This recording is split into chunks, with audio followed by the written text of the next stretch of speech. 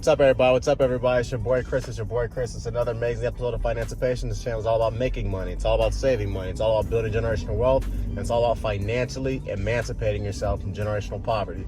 On this channel, everybody, I give you a six-figure MBA level worth of investing and financial knowledge for free here on YouTube. And the things that people typically spend hundreds of thousands of dollars learning in grad school, I give it to you for free here on Financipation. And as a guy who has his MBA, I feel very comfortable telling you that. So when I started Financipation, everybody, I wanted to start a channel that did not just talk about real estate or crypto or investing into the stock market or corporate America or girls or dating. I wanted to start a financial YouTube channel that talked about the entire matrix of building generational wealth. And that includes corporate America, that includes being an entrepreneur, that includes having your side hustles, that includes marrying the right woman, that includes ladies marrying the right guy. That also includes just basically more or less taking care of your health. And one of the things I always talk about on this channel is how we need to work really hard. We need to work really smart. We need to put in the hours. We need to dominate corporate America. We need to basically dominate our businesses. If you're a 100% entrepreneur, if you're in corporate America, you need to have your business on the side. I always talk about this. I always talk about waking up at 3 o'clock in the morning and working out, because I do that, everybody. I always talk about essentially how hard you have to work and how much you need to take care of your family, how you have to be if you're a man, you need to protect, you need to provide, you need to lead. I always talk about that kind of stuff. But one of the things I think I'm gonna start trying to probably talk a little bit more about is the fact that at the end of the day, you have to come to the conclusion that we are not machines. We are people and we break. So this time last week, I came home and I had a case of food poisoning. I had a head cold. I had a very bad fever. And I also essentially had some serious stomach issues. And what it boiled down to was, what I realized is that my body basically said, okay, you are either going to stop or we are going to stop for you. And that's essentially what happened. My body literally told me, no more, you're not doing any more work. You are going to essentially be as sick as a dog, proverbially, until you allow us to rest. And that's literally exactly what happened, everybody.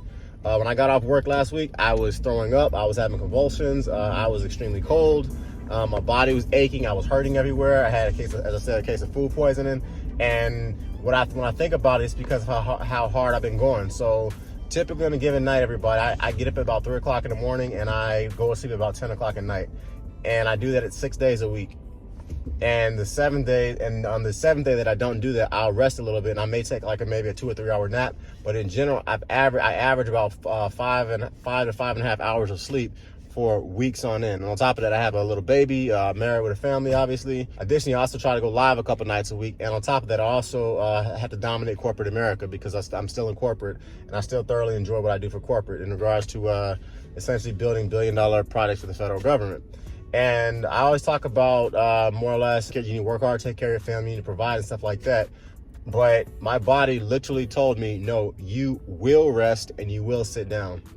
And it actually got me thinking, because if people take care of yourself and take care of your health, I don't care how many weights that you lift, I don't care how healthy you eat, I don't care how much water you drink. Sleep is a very, very large component of our fitness and our health. And to be honest with you, I'm still not 100%. I'm still actually a little under the weather. But a week later, I'm just kind of having this idea that no matter how hard I tried to work, eventually at some point my body said you need to stop and you need to rest. And I think that there's a lesson and a podcast and a story in that, because this week I did not go live. I made sure to spend a lot more time with my wife and my kids.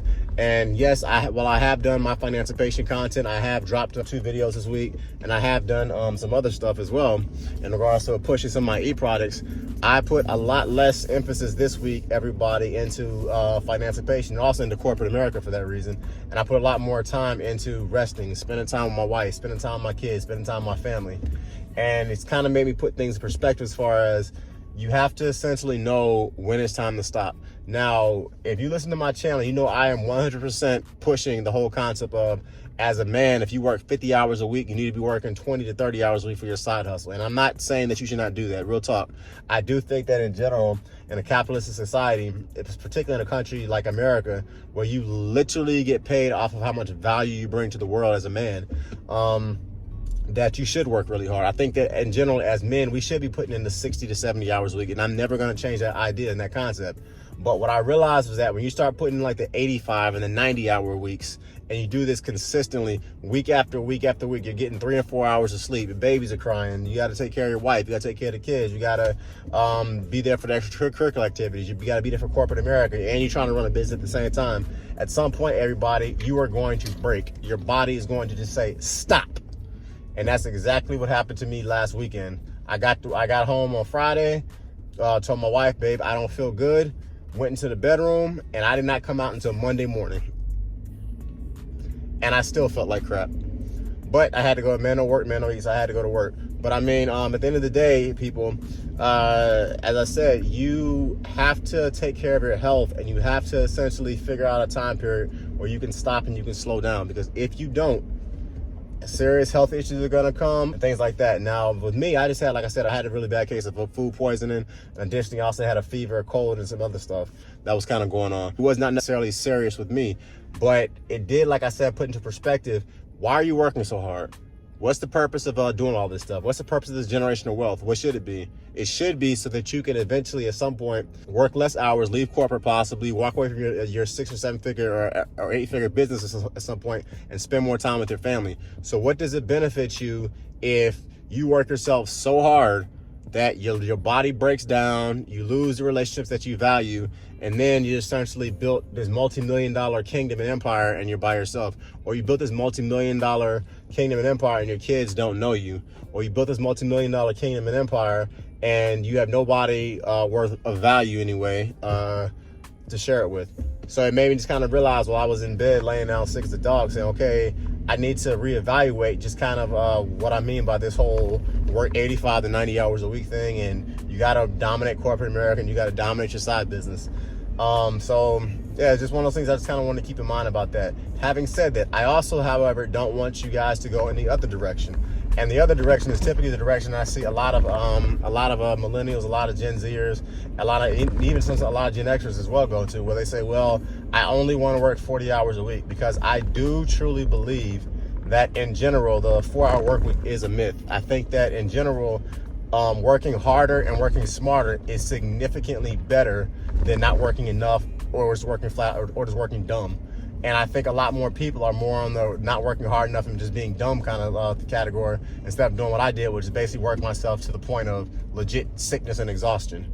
So you have to find the happy medium. And honestly, I don't know what that medium is. I'll be completely honest with you. This week, I was right back at it, working and trying to dominate corporate America, but it is what it is. But on top of that, I also realized that Financipation and having a business on the side is my meal ticket to freedom. And more importantly, it's my meal ticket to providing generational wealth for my children, just like whatever your meal ticket is, whether it's sports, whether it's having a side business, whether it's you consulting on the side, whether it's teaching, whether it's entrepreneurship, whatever it is. We all have our meal tickets essentially to a better life.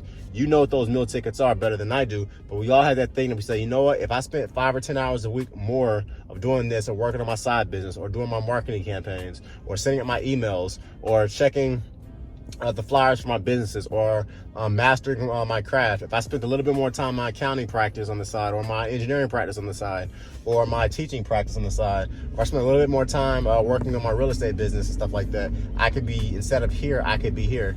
You have to find out what that balance is. And honestly, like I said earlier, I don't know what that balance is. I'll say this. I don't ever want to be sick like that again, where I go into my bedroom on a Friday night and I don't come out until Monday morning.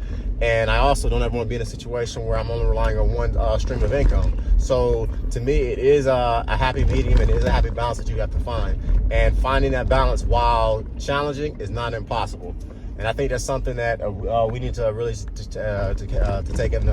take into consideration, okay, everybody? Because that really made me sit back and think, okay, Chris, you are not a machine. And because you are not a machine, every now and then your body is going to remind you about that.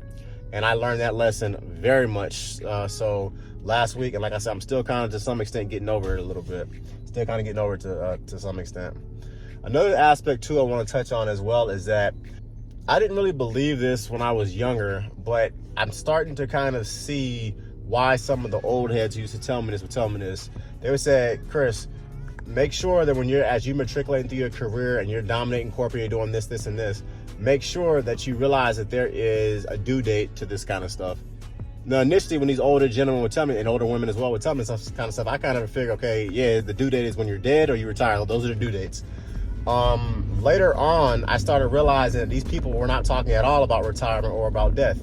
What they were talking about was, you can't do this career for perpetuity because it takes so much out of your body, possibly out of your marriage, and also possibly and most certainly out of your mind. And initially, I thought to myself, this is when Chris in my early 20s, 22, 23, that never made much sense to me, because I was like, okay, that makes no sense, because if you can work 100 hours a week back in the day, why can't you work 100 hours a week in your 50s or your 40s and stuff like that? Why can't you continue? If you can do a $100 million project in your early 20s, in your mid 20s, why can't you do a $1 billion job in your 50s? And what I'm starting to realize, everybody, is that there absolutely is, to some extent, an expiration date on how hard your body can work. So, for instance, let's say you take a job offer that pays you $500,000 a year, $500,000 a year, right? But this job requires you to travel 3 weekends a month. It requires you to work 80 to 90 hours a week. And it also requires you to essentially always be on the road. Yeah, you can do that for a certain period of your life, making that $500,000 a year. But at some point, that job, let's just say, it grates you into the ground to the point where your health starts to decline, your relationships start to decline, and your mental acuity starts to decline. At some point, you cannot do that job for perpetuity. A good example of that is that some of the guys I went to grad school with, who I got my MBA with, they went the Wall Street route. And these dudes will work about 120 hours a week. And in regards to working this 120 hours a week, literally they were required to bring sleeping bags to work, because the idea was to get up, start working, go to sleep, get some dinner, go to sleep at your sleeping bag near your desk or under your desk, and get back to work. And they would do this for 2 or 3 years and then be so completely burned out or have a mental lobotomy that they couldn't do it anymore. And I'm starting to realize that there are other careers that are like that, where no matter how smart you are, no matter how intelligent you are, no matter how in shape you are, if you continue to work like that, eventually your body will just flat out say enough. And to my people that are listen to this podcast, for me, what that message should be to you is this: while you are doing these careers that pay you the $350,000 a year, the $500,000 a year, the $100,000 a year, the $150,000 a year, keep in mind that you had better invest your money accordingly, you had better save your money accordingly, and you had better spend it intelligently. Because you do not want to be in a situation where you built a $50 million lifestyle because you at one point were making $5 million a year, and then your body breaks out to the point where you can't do it, and then now you're making $100,000 a year, still trying to keep up that $50 million lifestyle that you built for the 10 years you were able to do, be an investment banker, or be a neurosurgeon, or be a professional engineer that runs your own engineering firm, or whatever it is that you do, or the entrepreneur that runs the company that you built. In other words, everybody, just like I always say in this channel, have that end goal in mind, have that generational wealth building concept in mind, have the idea of cutting your spending, making as much money as humanly possible, investing your money accordingly, and making wise decisions with the people that you date, and making wise decisions with the financial decisions that you make. Because at some point, everybody, we all have an expiration date, and your body will tell you the same thing my body told me: I am not a machine, and slow down or else. Okay. So that, everybody, it's your boy Chris. Once again, I am not giving financial advice on this channel. You just make responsible decisions based off of the thorough independent research that you do for yourself. Just like I always talk about index funds and ETFs and the stock market and gold, and I mention crypto every now and then, and talk about real estate and things like that, everybody. Your health is another aspect, everybody, of Financipation. It's another aspect of financially emancipating yourself from poverty.